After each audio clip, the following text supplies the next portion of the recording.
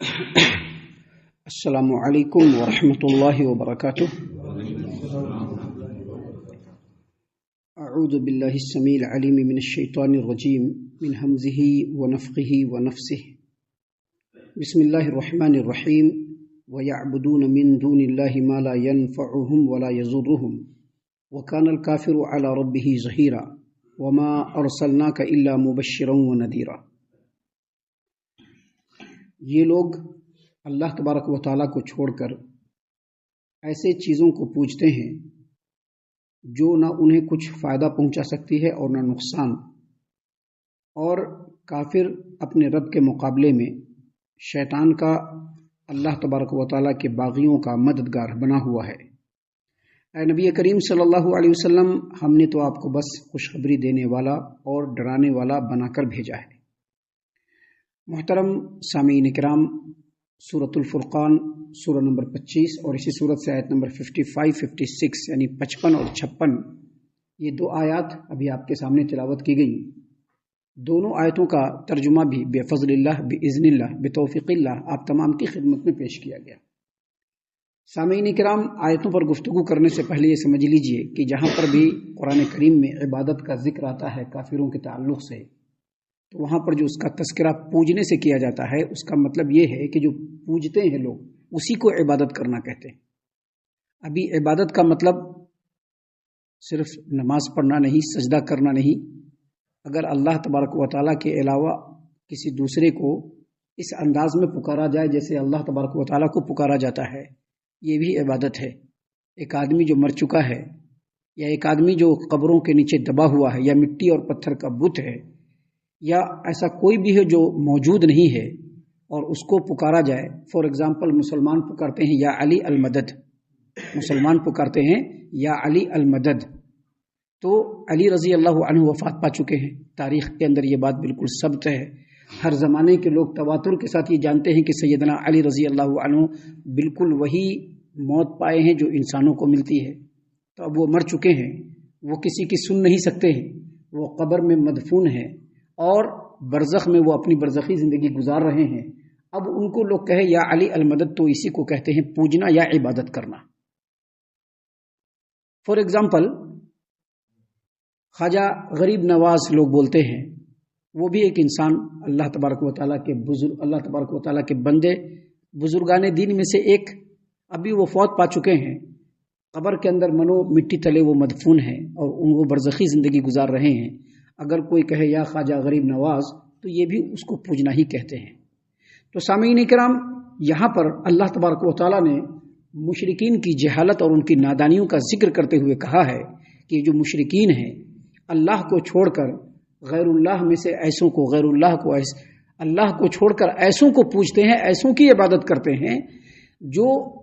نفع اور نقصان کے مالک نہیں ہے۔ نفع اور نقصان کے مالک نہیں، کیا مطلب؟ دوسروں کو فائدہ پہنچانا یا نقصان پہنچانا تو دور کی بات، وہ خود اپنا فائدہ نہیں پہنچا سکتے ہیں اور اپنے نقصان کو نہیں روک سکتے ہیں۔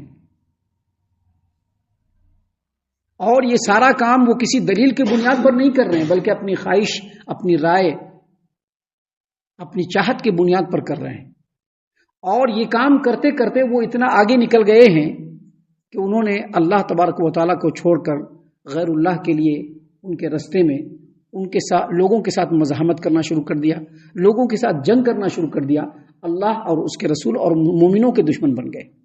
یہاں پر اللہ تبارک و تعالیٰ نے اسی بات کو ذکر کرتے ہوئے کہا، یہ اصل میں مشرکین مکہ کے بارے میں کہا جا رہا ہے، لیکن یہ جو باتیں ہیں وہ ہر دور کے کافروں اور مشرکوں کے اوپر بالکل چسپاں ہوتی ہیں۔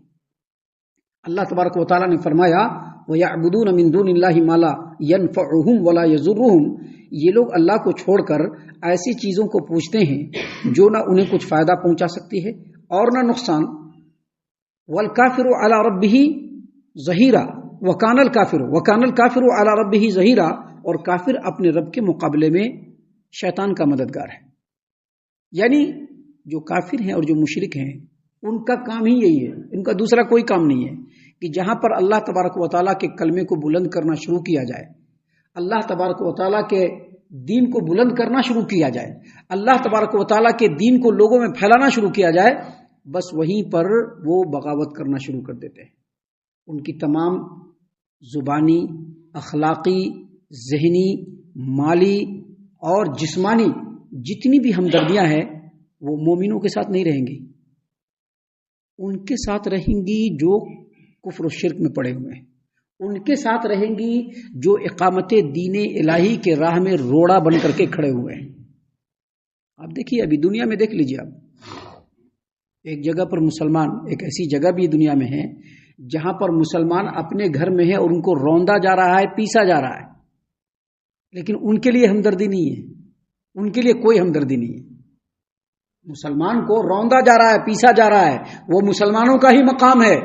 مسلمانوں نے ہی ان کو بسایا ہے، ان کے ساتھ کوئی ہمدردی نہیں ہے، لیکن جو ظلم کر رہے ہیں ان کے ساتھ ہمدردی ہے۔ کام ہی یہ ہے۔ اللہ تبارک و تعالیٰ نے یہاں پر بتلایا ہے کہ کافر جو ہوتا ہے وہ اپنے رب کے مقابلے میں شیطان کا مددگار ہوتا ہے،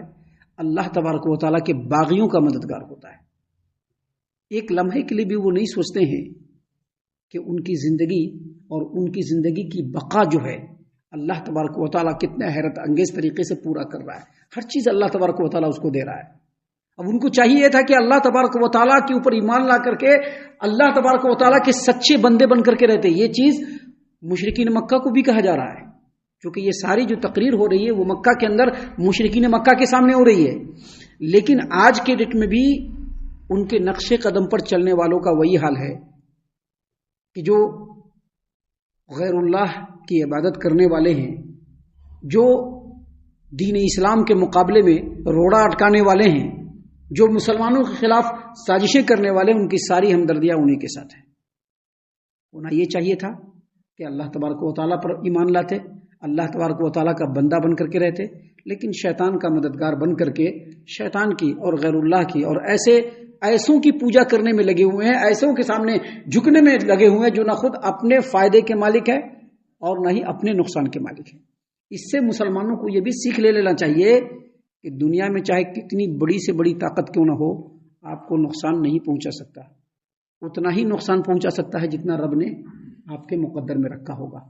اور اگر مسلمانوں کے اوپر کوئی نقصان پہنچ رہا ہے تو مسلمانوں کو یہ بھی سمجھ لینا چاہیے کہ وہ ان کے اپنے کرتوتوں کا نتیجہ ہے بس۔ سامعین کرام، ان باتوں کو بیان کرنے کے بعد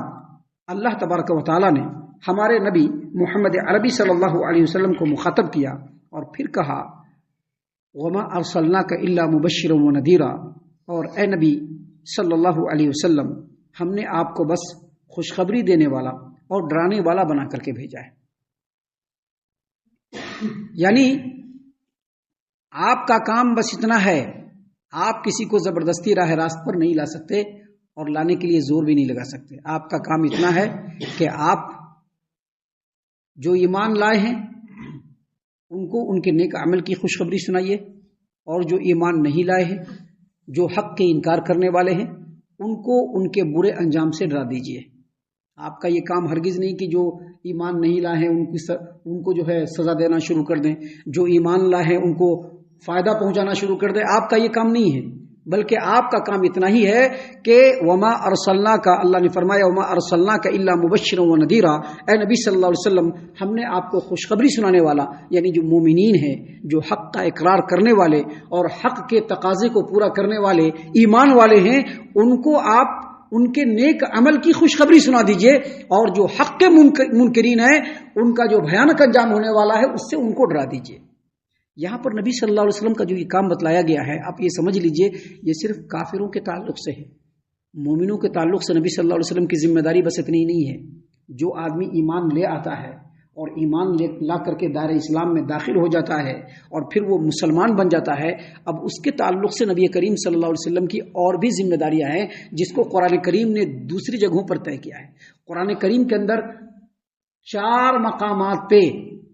قرآن کریم کے اندر 4 مقامات پہ اللہ تبارک و تعالیٰ نے رسول کریم صلی اللہ علیہ وسلم کی جو ذمہ داریاں بتلائی ہے وہ یہ کہ اللہ کی کتاب کی آپ ان کے سامنے تلاوت کیجئے، ان کو پاک کیجئے، ان کو کتاب کی تعلیم دیجئے اور حکمت کی تعلیم دیجئے۔ 4 مقامات پر اللہ تبارک و تعالیٰ نے کہا ہے، لیکن ہم فار ایگزامپل ایک یا دو آپ کے سامنے ایگزامپل پیش کر رہے ہیں. دیکھیے اللہ تبارک و تعالیٰ نے قرآن کریم سورۃ البقرہ آیت نمبر 129 میں فرمایا, اللہ نے فرمایا ربنا وبعث فیہم رسولا منہم یتلو علیہم آیاتک ویعلمہم الکتاب والحکمت ویزکیہم انک انت العزیز الحکیم. سورۃ البقرہ آیت نمبر 129. یہاں پر اللہ تبارک و تعالیٰ نے سیدنا ابراہیم اور سیدنا اسماعیل علیہم الصلاۃ والسلام ان دونوں کی آخری دعا, جب یہ دونوں باپ بیٹے بیت اللہ کی بنیاد کو اٹھا رہے تھے, کعبۃ اللہ کو ریڈی کر رہے تھے, دیوار اٹھا رہے تھے, بنیاد اٹھا رہے تھے, تو بہت ساری دعائیں مانگی. ان دعاؤں میں سے ایک دعا یہ بھی مانگی کہ اے اللہ تبارک و تعالی, یہ جو بیت اللہ یہاں پر ہم لوگ بنا رہے ہیں, یہاں پر جو بستی بسنے والی ہے, اس بستی میں تو انہی میں سے ایسا رسول بھیج جو تیری آیتوں کو ان کے سامنے تلاوت کرے, ان کو کتاب کی تعلیم دے, حکمت کی تعلیم دے, اور ان کو پاک کرے, گناہوں سے پاک کرے. بے شک تو غالب ہے اور حکمت والا ہے. یہ ایک مقام ہے. دوسرا مقام ہے سورہ آل عمران آیت نمبر 164. اللہ تبارک و تعالیٰ نے فرمایا لقد من اللہ علی المؤمنین اذ بعث فیہم رسولا من انفسہم یتلو علیہم آیاتہ ویزکیہم ویعلمہم الکتاب والحکمہ وان کانوا من قبل لفی ضلال مبین. اللہ تبارک و تعالیٰ نے فرمایا کہ اللہ نے مومنوں پر احسان کیا ہے کہ انہی میں سے اللہ تبارک و تعالیٰ نے ایسے رسول کو مبعوث کیا ہے جو رسول ان کے سامنے اللہ کی کتاب کی تلاوت کرتے ہیں, ان کو پاک کرتے ہیں, ان کو کتاب کی تعلیم دیتے ہیں, اور ان کو حکمت کی تعلیم دیتے ہیں, اگرچہ اس سے پہلے وہ لوگ کھلی ہوئی گمراہی میں تھے. یہ دو آیات میں نے بطور ایگزامپل پیش کیا ہے, وہ اس لیے پیش کیا ہے کہ یہاں پر جو اللہ تبارک و تعالیٰ نے بتلایا کہ اے نبی کریم صلی اللہ علیہ وسلم, ہم نے آپ کو بس خوشخبری دینے والا اور ڈرانے والا بنا کر کے بھیجا ہے, یہ کافروں کے تعلق سے ہے. لیکن جب ایک آدمی دائرہ اسلام میں آ جاتا ہے, مسلمان ہو جاتا ہے, تو اس کے پرتی نبی کریم صلی اللہ علیہ وسلم کی جو ذمہ داریاں ہیں وہ اور زیادہ ہو جاتی ہیں, اور وہ یہ کہ کتاب اللہ کی ان کے سامنے تلاوت کرے, ان کو گناہوں سے پاک کرے. کیا مطلب؟ اگر ان کے اندر شریعت کی خلاف ورزی ہے تو اس کو روک ٹوک کرنا ہے, ان کو بتانا ہے. اگر نبی کو اللہ تبارک و تعالیٰ نے ہولڈ دے دیا, جیسا کہ نبی کریم صلی اللہ علیہ وسلم کو اللہ تبارک و تعالیٰ نے حکومت دیا, تو نبی کریم صلی اللہ علیہ وسلم نے گناہوں پر حد بھی جاری کیا, زانیوں کو سنسار بھی کیا, ان کو کوڑے بھی لگوایا. الزام لگانے والے اور تہمت تلاشی کرنے والوں کے اوپر اللہ تبارک و تعالیٰ اللہ کے رسول صلی اللہ علیہ وسلم نے سزا بھی دی. پاک کرنے کا مطلب یہی ہے کہ جو ان سے گناہ ہے ظاہری اور باطنی, اس سے ان کو پاک کرے. ظاہری گناہ تو ان کو سزا دے کر کے یا سمجھا کر کے, باطنی گناہ, ابھی کسی آدمی کے دل میں منافقت ہے, اس کو قرآن کی آیت سنایا جائے, اس کو قرآن کی تعلیم دی جائے, اس کو حکمت کی تعلیم جائے. حکمت سے مراد نبی کریم صلی اللہ علیہ وسلم کے زبان مبارک سے نکلے ہوئے کلمات, یا آپ صلی اللہ علیہ وسلم نے جو عمل کر کے دکھلایا اسی کو حکمت کہا جاتا ہے. تو یہاں پر اللہ تبارک و تعالیٰ نے نبی کریم صلی اللہ علیہ وسلم کو فرمایا کہ آپ کو ہم نے بس خوشخبری دینے والا اور ڈرانے والا بنا کر کے بھیجا ہے, آپ کسی کو زبردستی صراط مستقیم پر لا نہیں سکتے. یہ دونوں صورتوں میں ہے. نبی کریم صلی اللہ علیہ وسلم نبی بن گئے, آپ نے زبردستی کسی کو نہیں کہا کہ مسلمان بن جائیے, ہاں, لیکن جو مسلمان بن گیا ان کے اوپر شریعت کے پورے حکم کو لاگو کیا. اور یہی چیز آج بھی ہے. جو نبی کے وارثین علماء کرام ہیں, ان کی یہی ذمہ داری ہے کہ لوگوں کے سامنے, صرف لوگوں کے سامنے دین کو پیش نہیں کر دیں.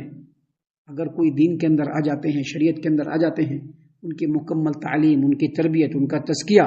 ان کے سامنے قرآن کریم کی آیات کو کوٹ کر کے اس کے مفہوم کو بیان کرنا, اللہ کے رسول صلی اللہ علیہ وسلم کی تعلیمات کو عام کرنا, یہ ہر عالم دین کے اوپر آج کے ڈیٹ میں بھی فرض ہے. ہم اللہ سے دعا کرتے ہیں کہ اللہ تعالی ہم تمام کو ان تمام باتوں کے اوپر خوب غور و فکر اور تدبر کرنے کے ساتھ ساتھ ان باتوں پر عمل کرنے کی بھی توفیق عنایت فرمائے, آمین. اللہ تعالی ہم تمام کو صحیح معنوں میں پکا سچا مومن مسلمان بنائے, اللہ اور اس کے رسول صلی اللہ علیہ وسلم کی اطاعت و فرما برداری کرنے والا بنائے, صحابہ کرام رضی اللہ عنہم کے طریقے پر چلنے والا بنائے, جنت الفردوس میں جگہ عطا فرمائے. اے اللہ ہم تمام کو جہنم سے پناہ دے, اے رب العالمین ہم تمام کو جہنم سے پناہ دے, اے مالک الملک ہم تمام کو جہنم سے پناہ دے, آمین یا رب العالمین. وما علینا الا البلاغ المبین.